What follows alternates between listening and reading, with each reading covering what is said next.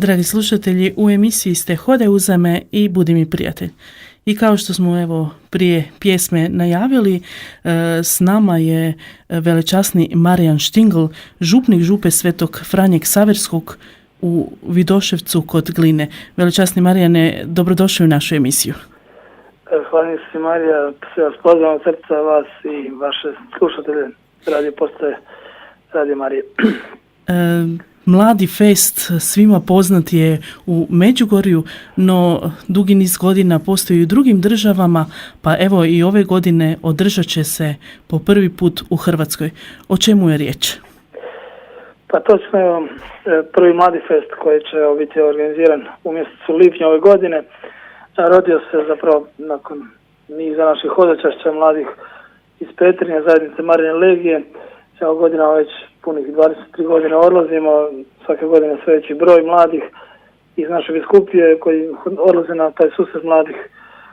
Mladi fest u Međugorju, evo pa se ideja rodila prošle godine i odluka našeg predsjednika naše zajednice Vlade Sučeca, koja je sasvim slučajno sjedeći u kafiću razmišlja o tome kako bi to bilo lijepo napraviti jedan mladi fest i u našoj domovini.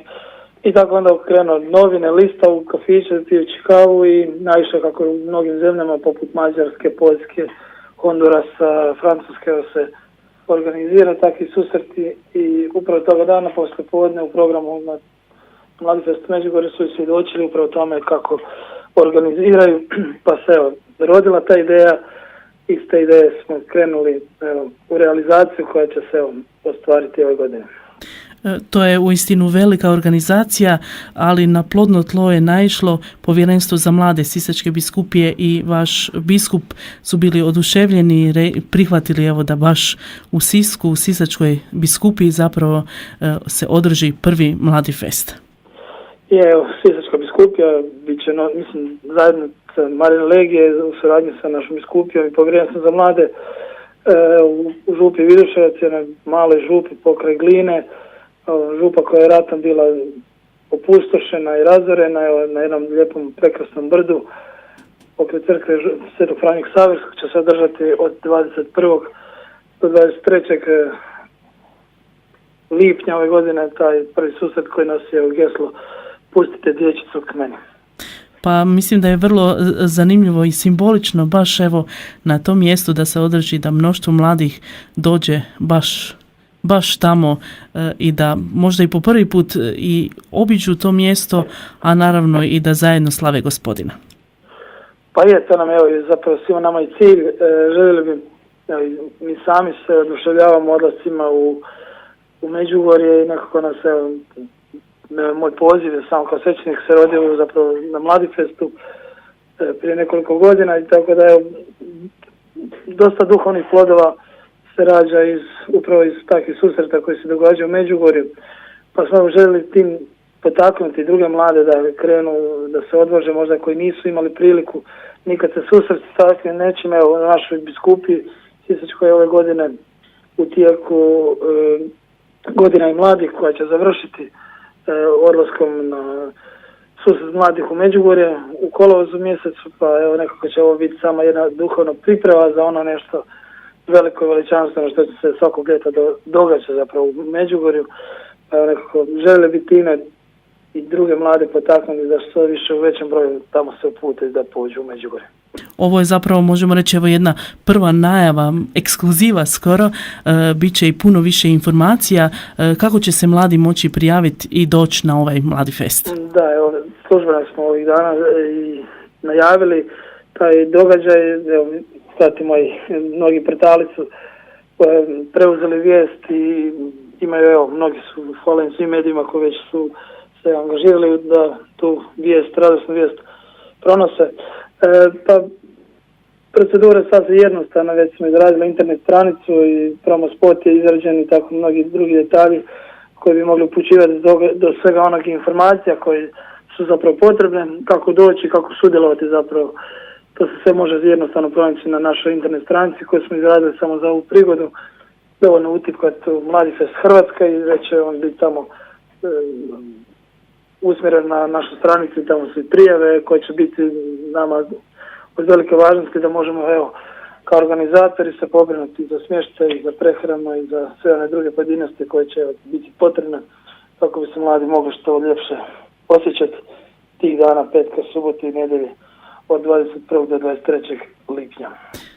Eto, dragi mladi župnici, kapelani, svi ste čuli, mladi nas čekaju, organizacija je već dobrano započela i puno toga se već pripremilo, na nama je samo da dođemo.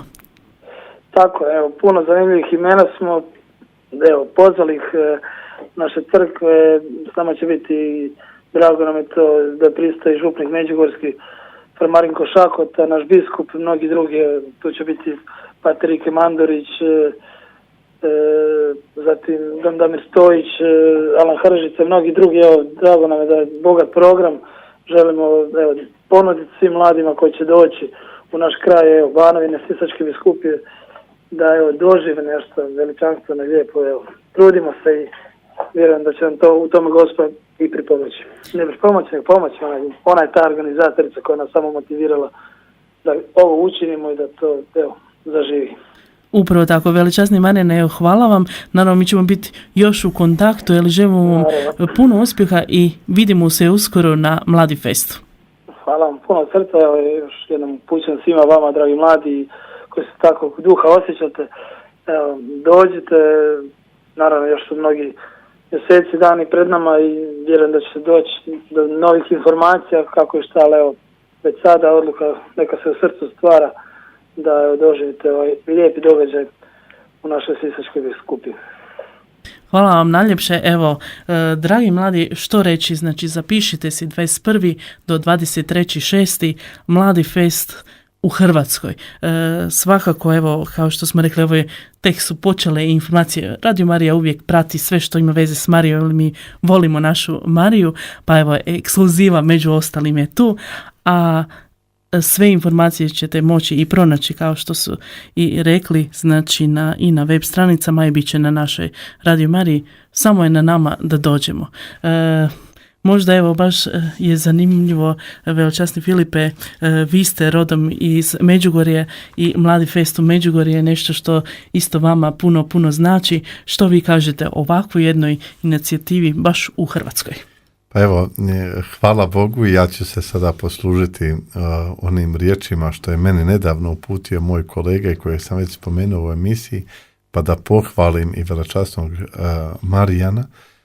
On je, sjećam ga se, iako smo se često susretali u Međugorju, imao je ovu jednu prekrasnu inicijativu, pa je dolazio i kao gost u Karlovac, u svetište Svetog Josipa sa ovom prikazom Isusove muke, i to je također nešto što radi super on i zajednica mladih Legio Marije i Marijine legije. I to je stvarno, očekivao sam da će ovo ići možda i u ovakvom smjeru i volio bi, evo, i to bi bila isto i moja želja, pa neka ovaj susret u Hrvatskoj okupi sve mlade. Sve, mislim da ne smijemo isključiti nikoga. Možda će iz početka uvijek, kao i međugorski susret, on je iz početka bio skroman. Mislim da je na prvom susretu sudjelovalo 80 mladih ljudi. Evo, danas je on susret koji okuplja jednu zbilja impozantnu brojku, ali tu broj nije toliko važan. Važno je iskustvo vjere koje mladi jedni s drugima dijele, gdje jedni druge ohrabruju i gdje jedni druge potiču da idu dalje prema Otcu, idu bliže Gospi, da približe svoje srce Isusovu presvetomu srcu. To su one bitne stvari. Pa taman da je i jedan takav susret, on je obogaćenje. Jer sve ovo drugo zapravo postaje nevažno. Važan je čovjek, važan je Bog, važan je odnos čovjeka i odnos čovjeka prema Bogu. To je ono najvažnije. I evo, hvala Bogu na ovakvim inicijativama.